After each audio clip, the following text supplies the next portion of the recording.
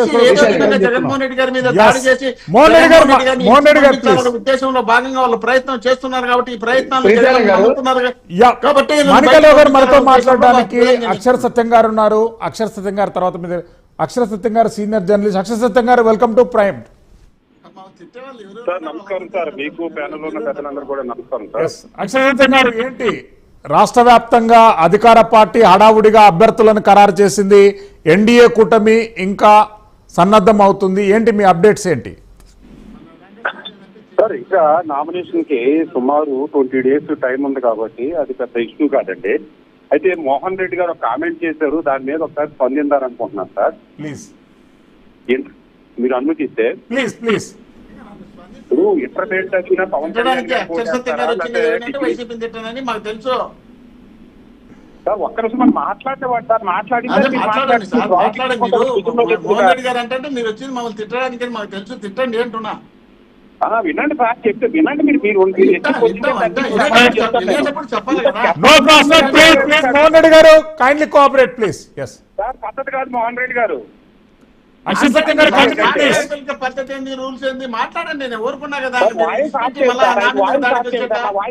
అక్షర్ సత్యం గారు please continue. Sir ఆయన అన్నది ఏంటంటే ఇంటర్మీడియట్ చదివిన పవన్ కళ్యాణ్కి ఎందుకు ఓటు వేయాలి, వేస్తారో డిగ్రీ చదివిన వంగ గీత గారికి వేస్తానన్నారు కదా. ఇప్పుడు డిగ్రీ మీద బేస్ మీద ఓటు వేయాలంటే జగన్మోహన్ రెడ్డి గారు డిగ్రీ చదివారు అనుకుంటా. నేను ఆంధ్ర యూనివర్సిటీ క్యాంపస్ లో 3 పీజీలు చేశాను సార్, 3 పోస్ట్ గ్రాడ్యుయేషన్ డిగ్రీలు. జర్నలిజం లో కూడా పోస్ట్ గ్రాడ్యుయేట్ చేశాను. నేను పులివెందులో జగన్మోహన్ రెడ్డి గారు పోటీ చేస్తే జగన్మోహన్ రెడ్డి గారిని ఓడించి నన్నే గెలిపించాలా పులివెందుల ప్రజలు?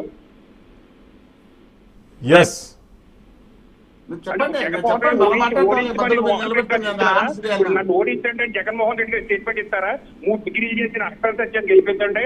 నేను డిగ్రీ చదివాను కాబట్టి ఇప్పుడు అక్షర సత్యం కూడా 3 డిగ్రీలు ఫస్ట్ క్లాస్ లో రాసేయదు, అతన్నే గెలిపించండి, నేను విచిత్ర చేసుకుంటున్నాను పులివెందుల నుంచి అని జగన్మోహన్ రెడ్డి గారు అంటారా? రెండో పాయింట్, చదువు కాదు సార్ కావాల్సింది సంస్కారం. అది సంస్కారం బాగుంది, మా సంస్కారం తెలుసుకున్నారు కాబట్టి ఆయన సంస్కారం. మోహన్ రెడ్డి గారు లెట్ హిమ్ స్పీక్ అతను మాట్లాడేవాడిని క్లోజ్ చేద్దాం ప్లీజ్. సంస్కారం గురించి మీరు చెప్తే మేము వెంట కూర్చోవాలి. ఒక లీడరు మైకల్ దగ్గర చెప్పులు తీసుకుని చూపించే ఆయన సంస్కారం ఉంది. ఏమని పిలిచి ఒక పార్టీలో అక్షర్ సత్యం గారు ఆన్ స్క్రీన్ ప్లీజ్. అక్షర్ సత్యం గారు ఆన్ స్క్రీన్ ప్లీజ్. పార్టీలో చేరమంటే అది సంస్కారం.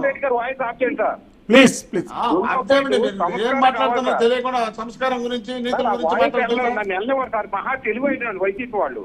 ఏం తెలియలేదు, మీరు మాట్లాడేది మాట్లాడేది కరెక్ట్. ఏం తెలియలేదు సార్. ద్వారంపూడి చంద్రశేఖర్ రెడ్డి గారు పవన్ కళ్యాణ్ గారిని లేదా పవన్ కళ్యాణ్ ని లకారం భాషతో లా కొడకానికి ఇచ్చినప్పుడు వంగా గీత గారు పక్కన ఉన్నారు. ఆడపడుతుంది, కమ్మ ఆడపడుతు అయినా, కాపు ఆడపడుతున్నా, రెడ్డి ఆడపడుతు అయినా, ఆంధ్ర ఆడపడుతుంది, ఈ ఆడపడుతు అయినా కానీ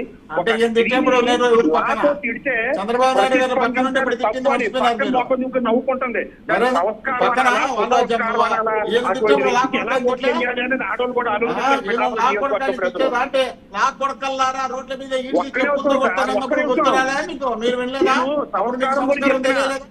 నేను ఆడదాన్ని తిట్టేటప్పుడు ఒక ఆడదాన్ని స్పందించలేకపోతే అది సంస్కారం ఎట్లాగా అవుతుందంట. ఇంకో పాయింట్ అంటే మీరు మొత్తం అయితే చెప్పండి సార్, ఆగండి, నేను ఎక్కడికి వెళ్ళిపోను. ఇంకో పాయింట్ ఏంటంటే ఇప్పుడు రెడ్డి గారి మీద ఇప్పుడు టీడీపీలో రెడ్లు ఉన్నారు, కమ్మలు ఉన్నారు, అలాగే వైసీపీలో రెడ్లు ఉన్నారు, కమ్మలు ఉన్నారు. రెడ్డి మీద రెడ్డి పోటీ చేస్తాడు, కమ్మ మీద కమ్మ పోటీ చేస్తాడు, ఎస్సీ మీద ఎస్సీ పోటీ చేస్తాడు, బీసీ మీద బీసీ ఎక్కడ డిబేట్లు ఉండవు, ఎక్కడ గొడవలు ఉండవు. కానీ పిఠాపురంలో ఒక కాపు మీద కాపు పోటీ చేస్తుంటే అందుకో కాపు పోటీ చేసుకుంటున్నారు. కాపుల్లో విభజన వచ్చేసింది. ఏ టీవీ ఛానల్లో చూసినా నేను 3 రోజుల నుంచి చూస్తున్నా ఇదే డిబేట్, కాపులు ఇడిపోయారు. ఏంటి సార్ కాపుల మీద ఇంత కక్ష మీడియాకి, ఈ వైసీపీకి లేదా మిగిలిన పార్టీలకి? ఇప్పుడు ఒక ద్వారంపూడి చంద్రశేఖర్ రెడ్డి కాకినాడ కాన్స్టిట్యూన్సీలో 1000 ఓట్లు కూడా లేవు.